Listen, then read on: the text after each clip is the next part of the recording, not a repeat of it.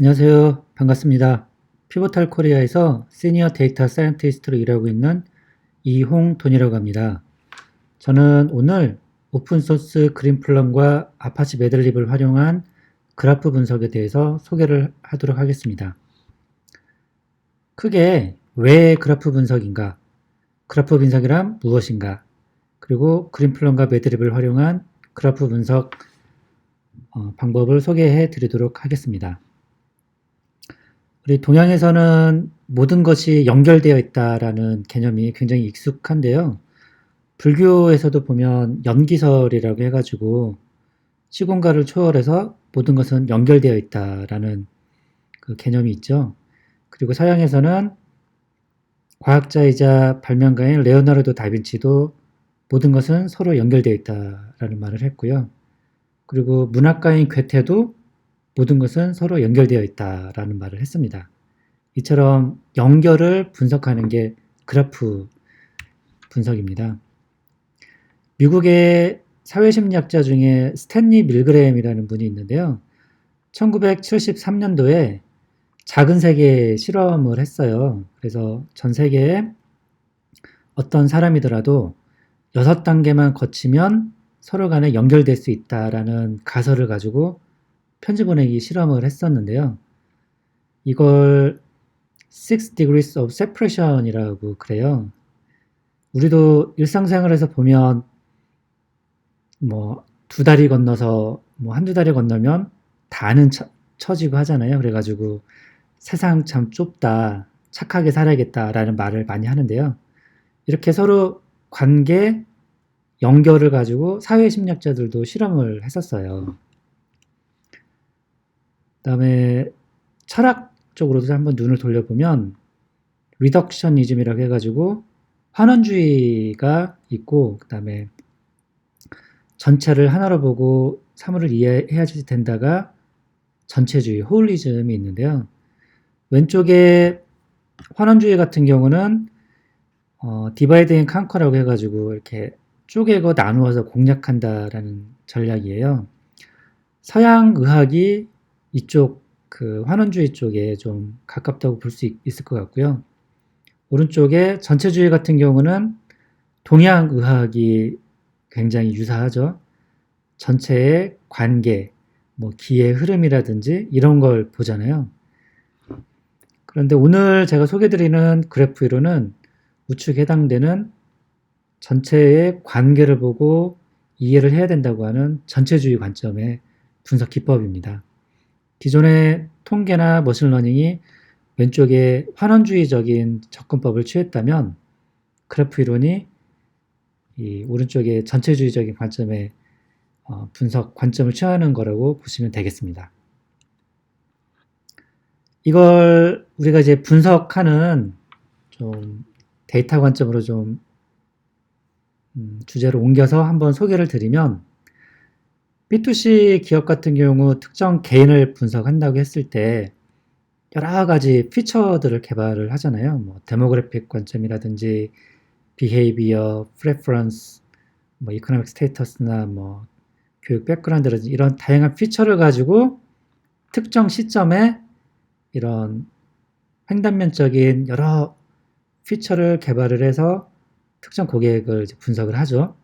그리고 관점을 하나 더 추가를 해서 확장을 해보자면 시계열적인 관점을 넣어가지고 시간의 흐름에 따른 추세, 시계열적인 추이를 또 분석을 할 수가 있을 텐데요. 이런 횡단면적 혹은 종단면적인 분석은 특정 개별 고객 단위이죠. 개별 개체 단위예요. 그런데 여기에 그래프 이론이 접목이 되면 고객을 볼 수 있는 혹은 하나의 개체를 볼 수 있는 관점을 굉장히 지평을 넓힐 수가 있습니다. 멕시코 속담에 당신의 친구에 대해서 얘기를 해주면 내가 당신이 누군지에 대해서 말해주겠다라는 속담이 있어요. 그래서 우리들도 주변 친구, 동료, 속해 있는 커뮤니티나 뭐 가족 이런 관계를 보면 그 사람이 누군지에 대해서 유추를 할 수가 있죠. 그래서 뭐 친구의 뭐 정치적인 성향이라든지 뭐 주요 관심사라든지를 보면 해당 사람의 뭐 정치적 성향이나 관심도 같은 거를 추정할 수가 있는 거예요. 뭐 경제적인 그 상태라든지 교육적인 백그라운드까지도 관계라는 그 관점을 통해서 분석을 또 할 수가 있는 거죠. 자, 지금까지 그래프 이론의 좀 컨셉추얼한 얘기를 쭉 했는데 이게 데이터 사이언티스트들이 사용하는 여러 가지 분석 알고리즘 중에 한 개로서 굉장히 좀 파워풀하게 사용을 할 수가 있습니다. 물론 이제 특정 분석 기법을 알게 되면 가령 뭐 망치를 가지고 있는 사람은 모든 사물이 다 못으로 보인다라는 말이 있는데요. 그래프 이론이 모든 분석을 다 커버할 수 있다라는 말씀을 제가 드리는 게 아니고요. 비즈니스 문제나 데이터에 따라서 여러 가지 분석 기법이 있을 텐데 그래프 이론을 적용을 했을 때 그동안 풀지 못했던 문제를 굉장히 명쾌하고 새로운 인사이트를 뽑고 풀지 못했던 문제를 풀 수 있을 거라는 말씀을 제가 드리는 겁니다. 그래서 밥을 먹을 때 뭐 빵을 써는 칼, 뭐 스테이크를 써는 칼 이렇게 다양하잖아요. 그 중에 포크 가지고 관계를 콕 집어서 먹어야 될 경우도 있잖아요. 이럴 때는 포크를 써야 되는 거잖아요.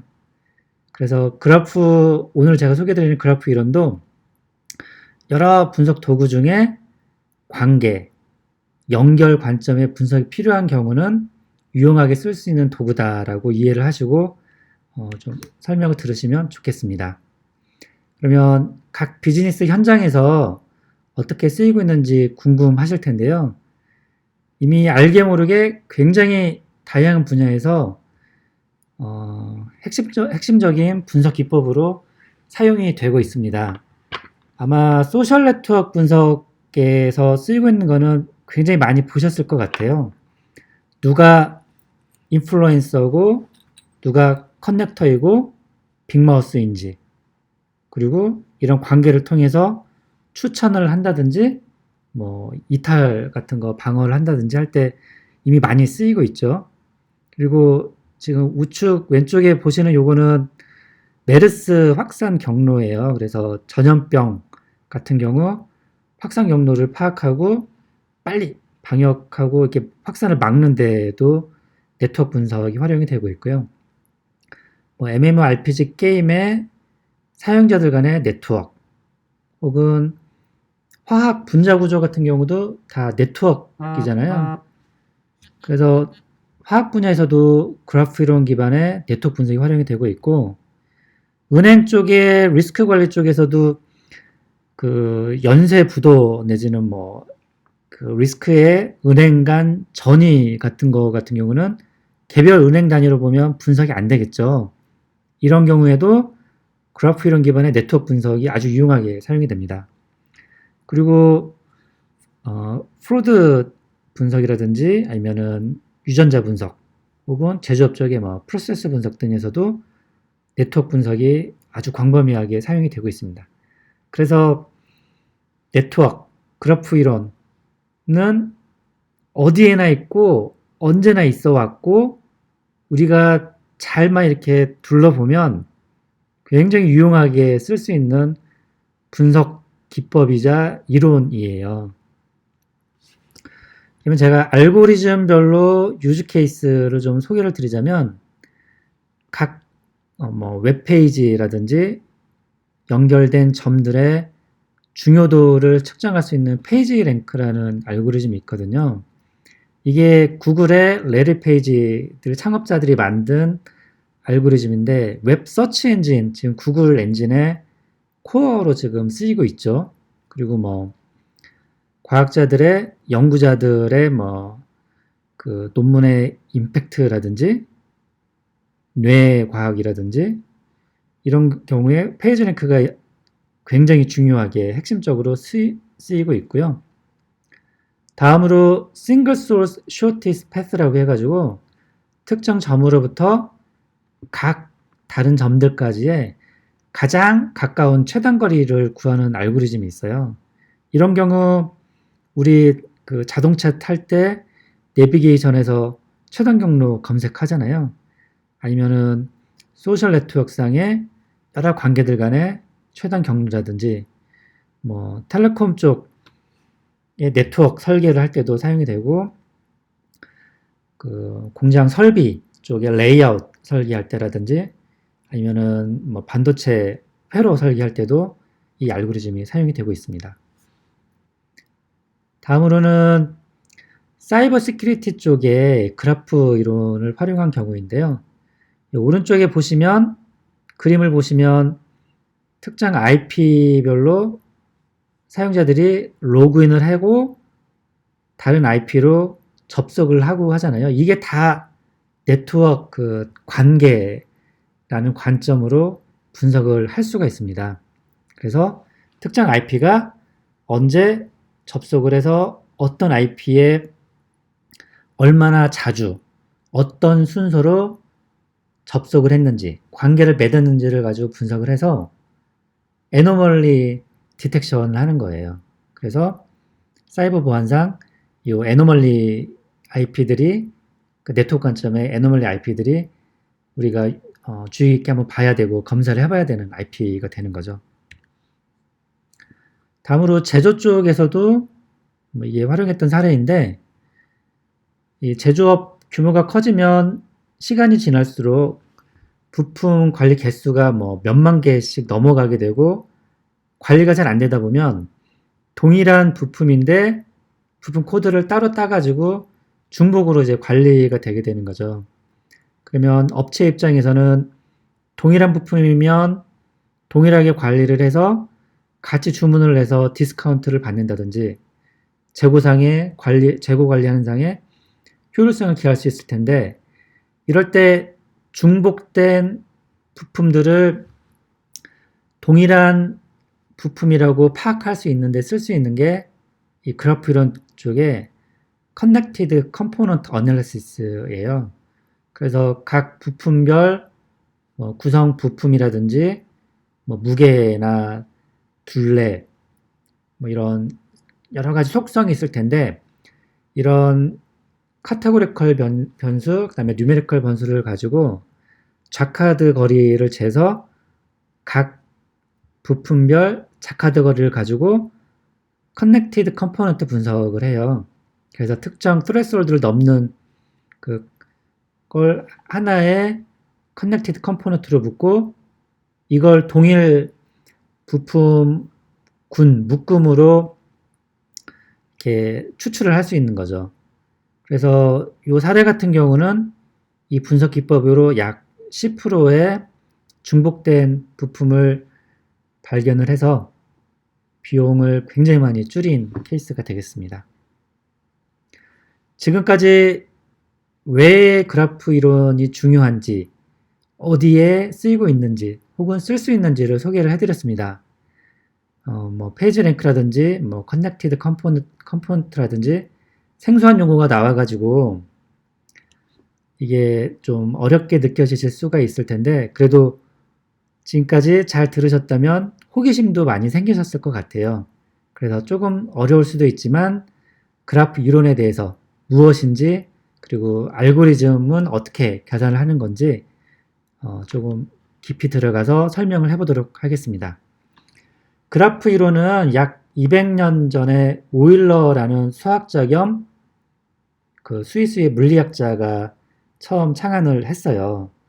그러니까 오래됐다면 오래됐고 또 오래되지 않았다면 또 얼마 안 된 알고리즘인데요.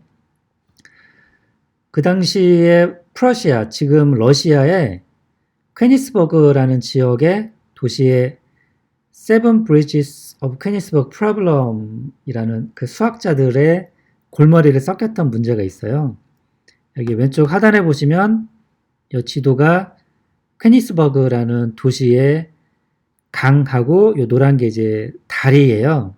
그래서 이 퀘니스버그 문제가 뭐냐면 이 육지하고 섬을 놓인 이 다리를 건너는데 7개의 다리를 전부 건너고 대신에 각 다리별로 한 번씩만 건너서 육지하고 섬을 횡단할 수 있는 루트를 찾아라가 문제예요. 여러 수학자들이 머리를 싸매고 이 문제를 풀려고 했는데 답을 찾지 못했어요. 그런데 오른쪽에 이 오일러라는 수학자는 역발상을 통해 가지고요. 지금 보시는 요 육지하고 다리 요거를 요 오른쪽에 있는 요 점이 육지고 요 선이 다리라고 보시면 되는데요. 이처럼 점과 선으로 연결된 그래프로 간소화, 추상화, 도식화를 한 다음에 이걸 가지고 점과 선의 개수에 따라서 이 퀘니스버그 문제처럼 이렇게 모든 경우의 수별로 이렇게 크로스를 이렇게 지나갈 수 있는 게 가능한 경우와 가능하지 않은 경우를 수학적으로 정립을 했어요. 그래서 이 그래프 이론을 가지고 이 퀘니스버그 문제는 풀 수 없는 유형에 해당되는 문제이다라는 걸 증명을 했어요. 그러니까 다른 수학자들은 문제를 풀려고 애를 썼는데 오일러는 그래프로 추상화를 하고 한 다음에 풀 수 없는 문제라는 걸 증명을 한 거죠. 여기에서 출발을 해서 그래프 이론이 꽃을 피웠는데요. 기본 용어를 설명드리자면 여기 왼쪽에 보시는 것처럼 요 동글동글한 게 점이고 요 각 점들 간에 이어주는 게 선이죠. 그래서 그래프 이론에서는 요 점을 vertex, node, point, actor 다 똑같은 말입니다. 그리고 요 연결한 선은 edge, link, arc, line 이라고도 불러요. 각 다 똑같은 말인데 제가 오늘 요 소개드리는 거에서는 요 각 점은 vertex, V, 점과 점을 연결하는 선은 edge, 그래서 줄여서 E라고 제가 표기를 했습니다. 그리고 엣지 위에 요 숫자는 weight예요. 뭐 가중치, 뭐 distance, 뭐 페널티, 뭐 리워드 뭐 이런 걸로 보시면 되겠고요. 화살표가 있으면 directed, 방향성 있는 네트워크이고 화살표가 없이 그냥 연결만 돼 있으면 undirected, 방향성 없는 네트워크라고 보시면 되겠습니다. vertex, 점, 엣지, 선, 요 개념, 용어를 좀 기억을 해 두시고요. 그래프 알고리즘으로 우리가 볼 수 있는 크게 네 가지 유형이 있어요. 뭐, 요 그래프 안에 어떤 컴포넌트, 어떤 그룹, 서브 그룹, 커뮤니티가 있는지를 보는 게 뭐 weakly connected component라는 알고리즘을 가지고 볼 수가 있고요. 두 번째로는 이들 그룹의 구조가 어떻게 되어 있는지를 보는 또 알고리즘들이 있습니다. 뭐 density라든지 diameter, 뭐 모듈레리티 이런 게 있고요. 세 번째로는 각 구성 그 vertex, 그 점들 간의 경로 있잖아요. 가장 짧은 경로가 어떻게 되는지를 보는 알고리즘들이 있고, 네 번째로는 각 점들 vertex의 중심성 경향을 측정하는 다양한 그 피처들, 메저들이 있습니다. 뭐 degree라든지 closeness라든지 page rank라든지 여러 개가 있는데요. 전부 다 설명드릴 수는 없고 대표적인 거 몇 개만 좀 골라서 설명을 들어보자면요. weakly connected component 같은 경우는 그래프 네트워크상에 각 노드들이 서로 연결되어 있는 서브그룹, 커뮤니티, 뭐 이런 걸 컴포넌트라고 그래요. 그래서 여기에 예로 든 걸 보시면 요 노란 점 4개가 하나의 컴포넌트를 이루고 있고 중간에 요 큰 게 또 하나의 서로 연결된 컴포넌트를 이루고 있죠. 그리고 하단에 또 컴포넌트를 또 이루고 있습니다. 그래서 이런 컴포넌트를 보면 이런 컴포넌트 1처럼 아웃라이어성으로 이렇게 구석에 조그맣게 있는 컴포넌트들은 좀 예의주시할 필요가 있는 경우가 많죠. 예. 그리고 두 번째로는 이런 컴포넌트들의 구조를 파악하는 데 쓰는 피처들, 메저들인데 그 중에 이제 density로 좀 소개를 드리자면요. 이게 방향성 있는 것과 없는 것별로 공식이 조금 다른데요. 기본 개념은 뭐냐면 각 노드들 간에 모든 연결된 엣지의 개수 있잖아요. 전체 엣지의 경우의 수, 그 개수가 분모고 실제 각 컴포넌트별로 각 노드들 간에 연결되어 있는 엣지의 개수 간의 비율이에요. 그래서 여기 분모는 모든 가능한 경우의 수의 엣지의 개수이고 분자는 실제 해당 컴포넌트의 엣지 개수죠. 그래서 오른쪽 예를 들어 보면 여기 4개의 그 벌텍스 노드가 있는 경우 모든 가능한 경우의 엣지 개수는 4 곱하기 3에서 총 12개거든. 아니, 4 곱하기 3 나누기 방향성이 없는 거니까 2로 나눠주면 6개인데 그중에 실제 연결된 엣지 개수가 6개니까 덴시티가 1이 되는 거고요.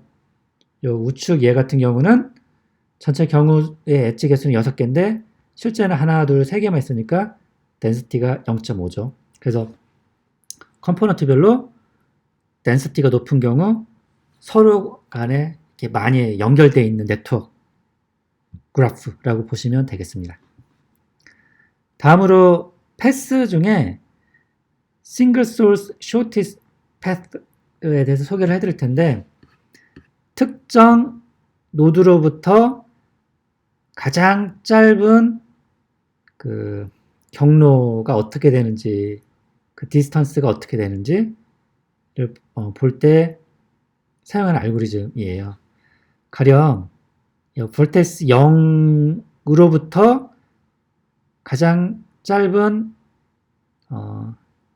싱글 소스 쇼티스트 패스를 구해보면 여기 오른쪽에 0부터 0까지는 웨이트가 거리가 0이겠죠. 그리고 0부터 1까지는 여기 0부터 1인 거고 가령 0부터 3까지는 갈 수 있는 경우의 수가 0부터 1, 1부터 3 근데 요거는 요 웨이트를 더하면 11이죠.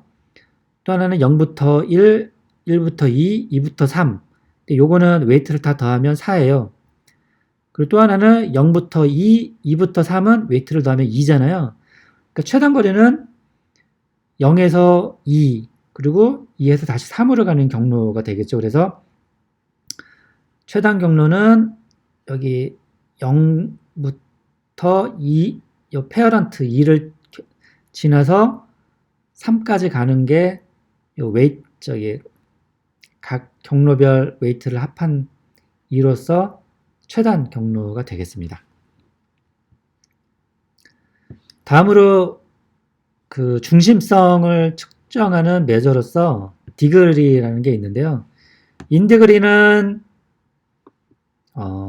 밖에서부터 안으로 들어오는 노드들의 개수이고요.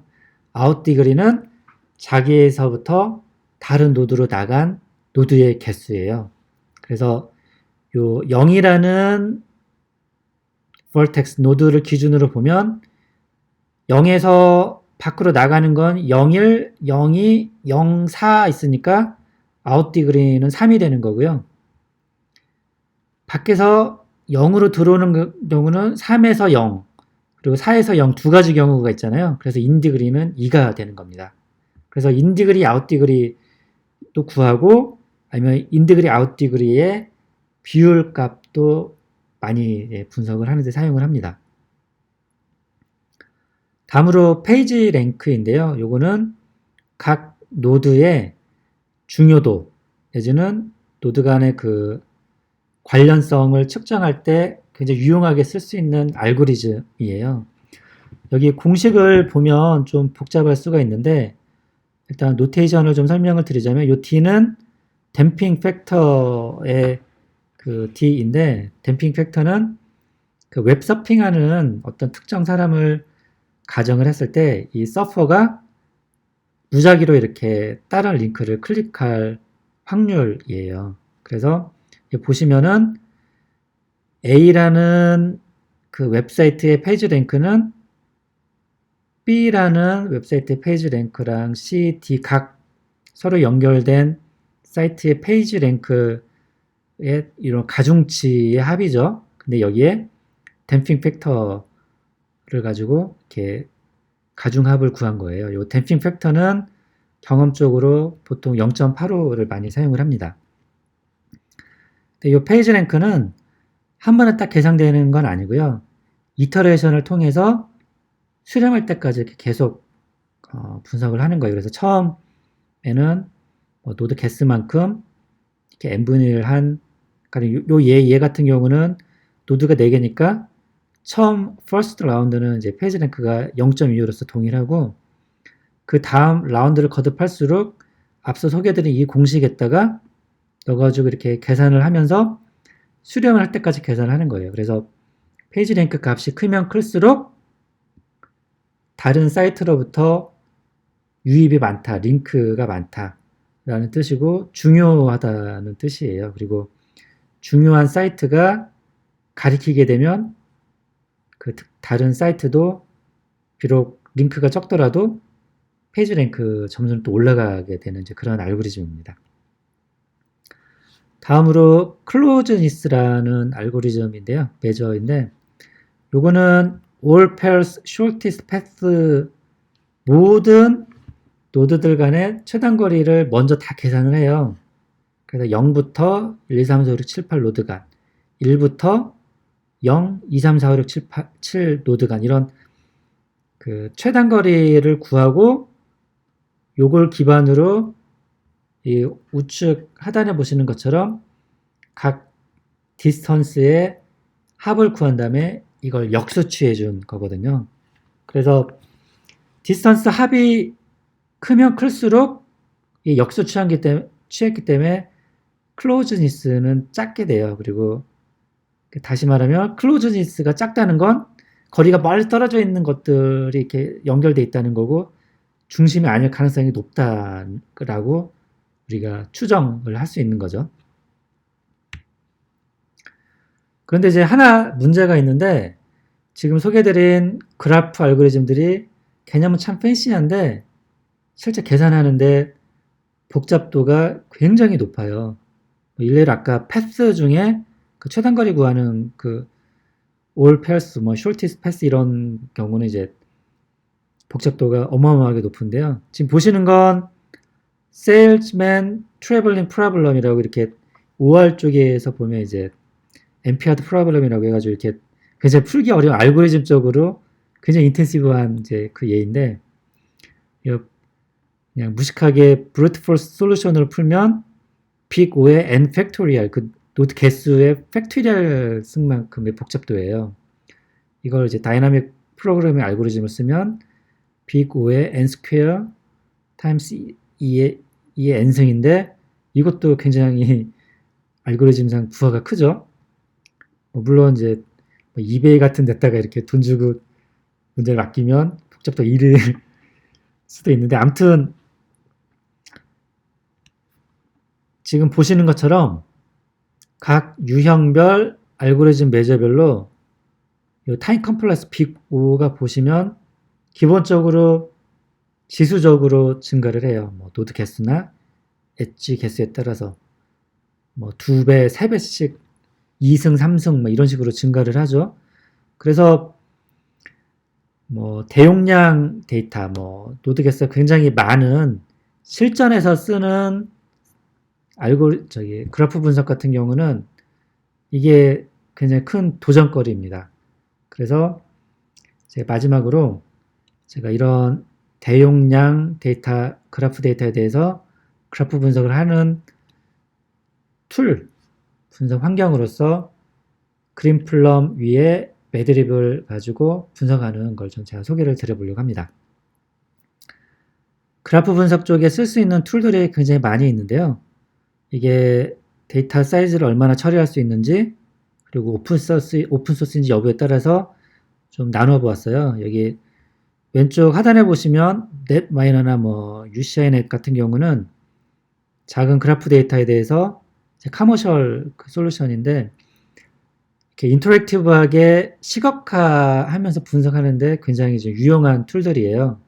근데 이제 좀 사이즈가 커지면 분석하는데 좀 어려움이 있고 우측에 하단에 뭐 네오4j나 데이터 스탁스X나 뭐 오리엔트DB 같은 그래프DB 같은 경우 이제 그래프DB 전용인데 요런 거는 일단 이제 커머셜 라이선스 피가 있고 또 하나는 그래프 전용 DB다 보니까 데이터 이동을 해야 되고 다른 데이터랑 매시업해서 분석하는데 좀 어려움이 있죠.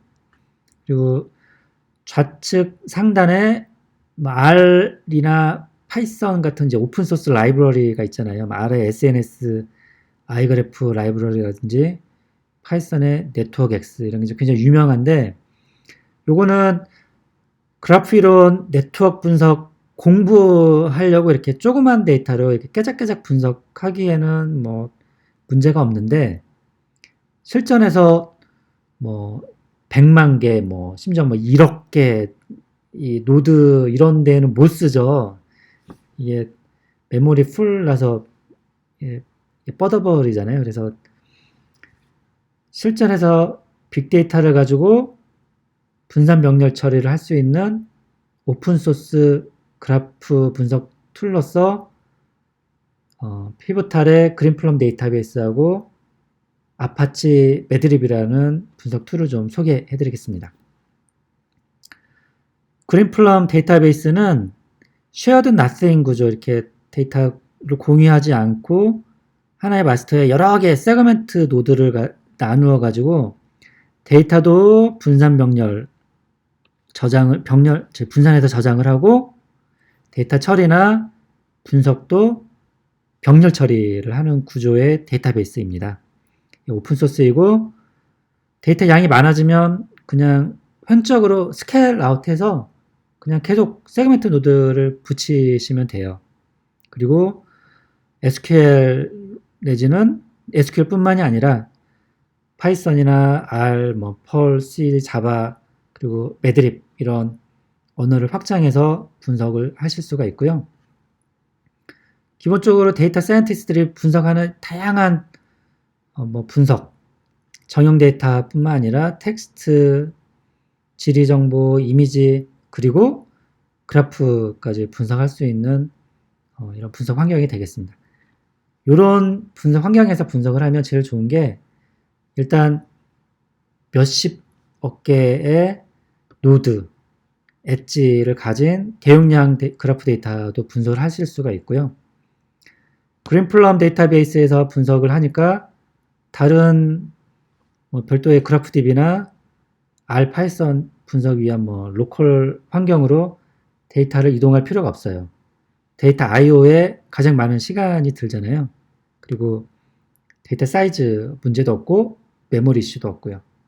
그러니까 하나의 분석 환경에서 모델 트레이닝, 디플로이, 매니지먼트가 다 가능한 구조입니다. 그리고 SQL 기반이다 보니까 러닝 커브가 굉장히 가파르죠. 그리고 그래프 분석 결과를 다른 정형 데이터, 텍스트, 지리, 이미지 분석 결과하고 결합해서 더 값어치 있는 그런 분석을 하실 수가 있어요.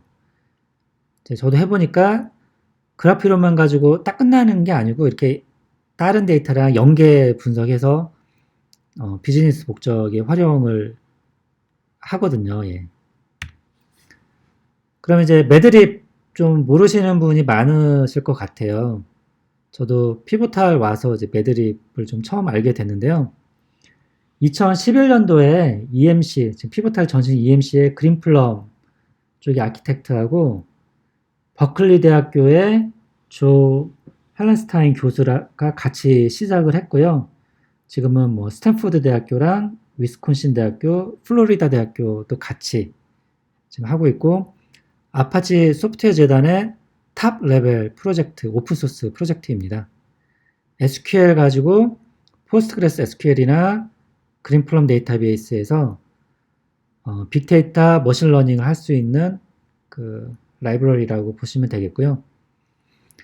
여기 medlib.apache.org 이 사이트에 가시면 설치부터 해서 활용 매뉴얼까지 자세하게 좀 소개가 되어 있습니다. 매드립에 지금 보시는 게 지원하는 다양한 함수들이 되겠는데요.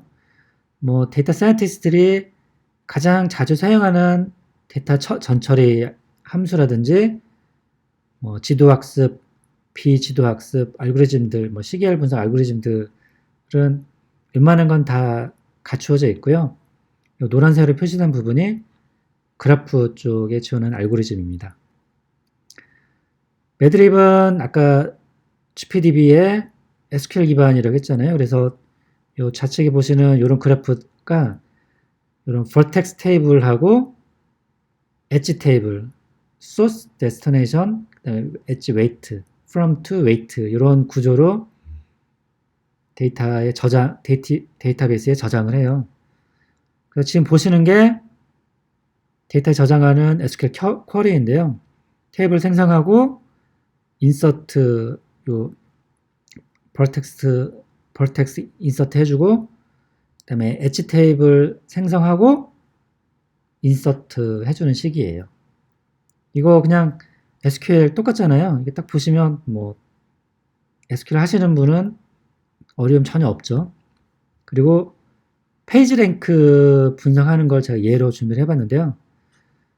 이 데이터가 지금 보시면 두 개 아이디별로 약 한 20개, 20여 개 정도 그 엣지가 있는 건데 요걸 페이지 랭크를 계산할 때 요 페이지 랭크 언더바 아웃이라는 테이블에 분석 결과를 저장을 할 거고요.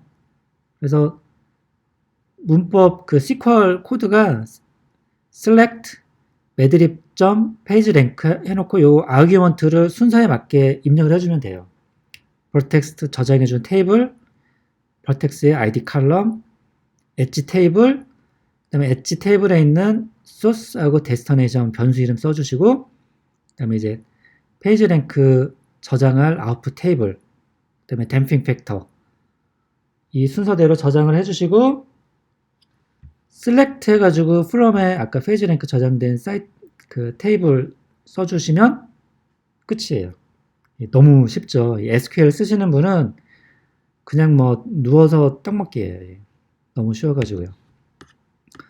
그리고 요거를 그래프비즈라는 오픈소스 요 시각화 툴을 가지고 파이썬에서 파이 그래프비즈라는 그 그래프비즈하고 파이썬을 이렇게 인터페이스 해줄 수 있는 라이브러리를 가지고 시각화한 겁니다. 요 원의 숫자는 id이고요. 괄호 안의 숫자는 앞서 계산한 페이지 랭크 값이 되겠습니다. 그래서 요 파란색은 유저 아이디 1번, 요 빨간색은 유저 아이디 2번이에요. 그 다음에 해석은 어떻게 하시면 되냐면 요 페이지 랭크 값에 비례해 가지고 요 노드 1 사이즈를 이렇게 비례해서 이렇게 크게 했거든요.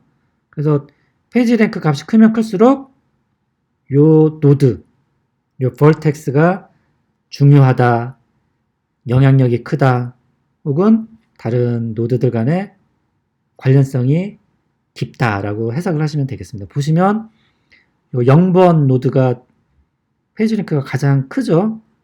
보시면 3번하고도 연결되어 있고 4번하고도 연결되어 있잖아요.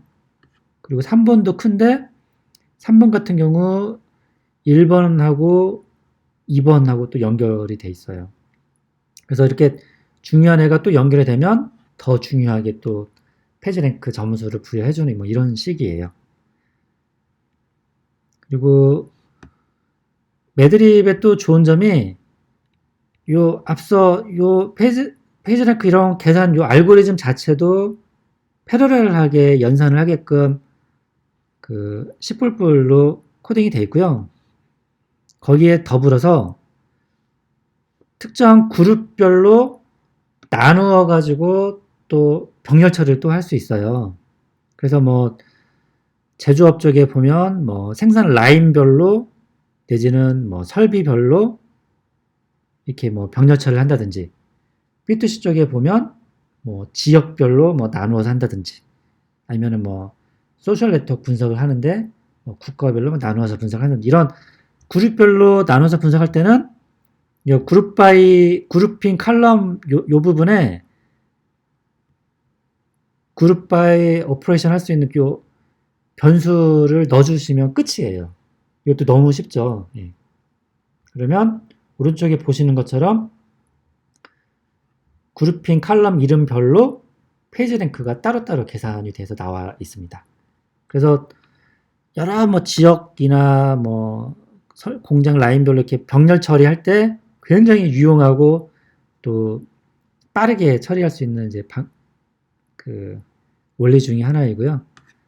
다음으로 퍼스널라이즈드 페이지 랭크라고 해가지고 특정 노드 이름, 아이디를 써주시면 그 노드의 바이어스 덱에 페이지 랭크를 계산을 해주는 알고리즘이 있는데 이런 거도 잘 활용을 하면 레커멘데이션 쪽에도 유용하게 쓰실 수가 있어요. 그래서 이 4 노드가 방문한 특정 노드에 좀 웨이트를 더 줘가지고 페이지 랭크를 계산한 거거든요. 그래서 이런 거 추천할 때 뭐 이런 것도 쓰실 수가 있고요. 요거 이제 페이지 랭크의 퍼포먼스 테스트 한 건데 보시면 100만, 1000만 개 같은 경우 여기 1000만 초가 걸렸죠. 그러니까 약 하루 정도가 걸린 건데요. 이게 일반 그냥 로컬 한가에서 R이나 파이썬 가지고 분석하려면 이런 데이터 사이즈면 그냥 메모리 풀 나서 연산이 안 되죠. 그냥 뻗어버리는데 이런 매드립을 GPT뷰에서 병렬 처리하면 일단 다 수행이 되고 가령 여기 보시면 1억 개 노드에 50억 개 엣지 이런 것도 연산이 돼요.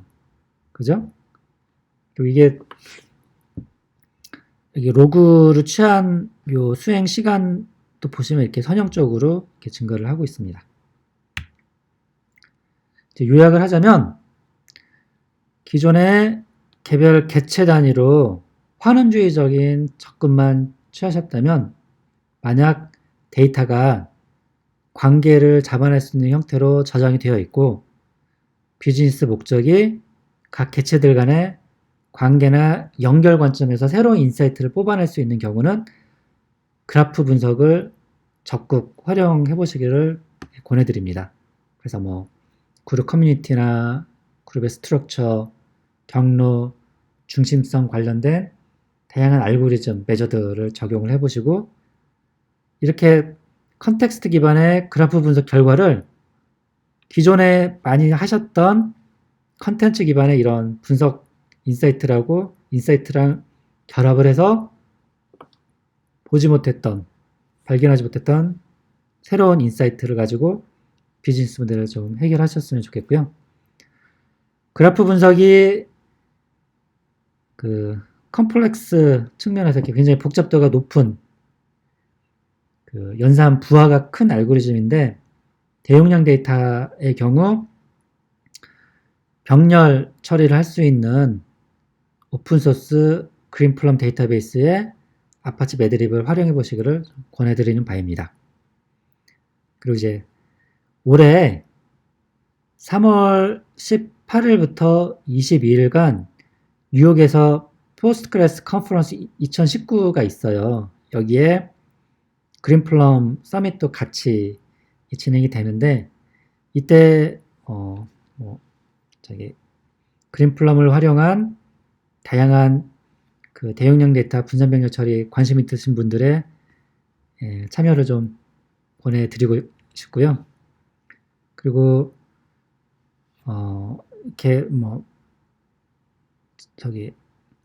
로컬 환경에 빠르게 GPDB랑 매드립 설치해가지고 테스트도 해보시고 토이 프로젝트도 한번 해보고 싶으신 분은 여기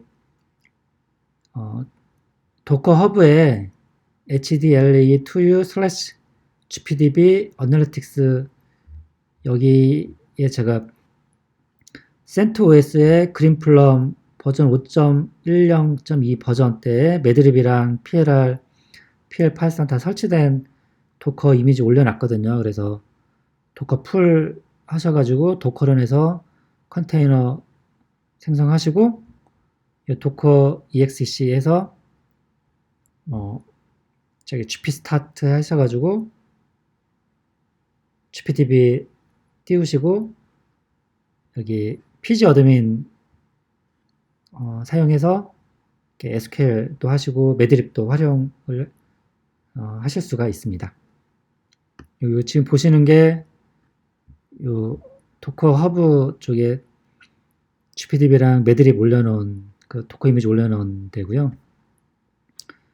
그리고 파이 그래프비즈하고 그래프비즈 가지고 아까 시각화했던 거 있잖아요. 요 코드는 참고해서 한번 해보세요. 여기 요 하단에 제일 밑에 하단에 alfriend.tstory.com/382번에 그래프비즈하고 파이 그래프비즈 설치하고 사용할 수 있는 간단한 코드 소개가 있고요.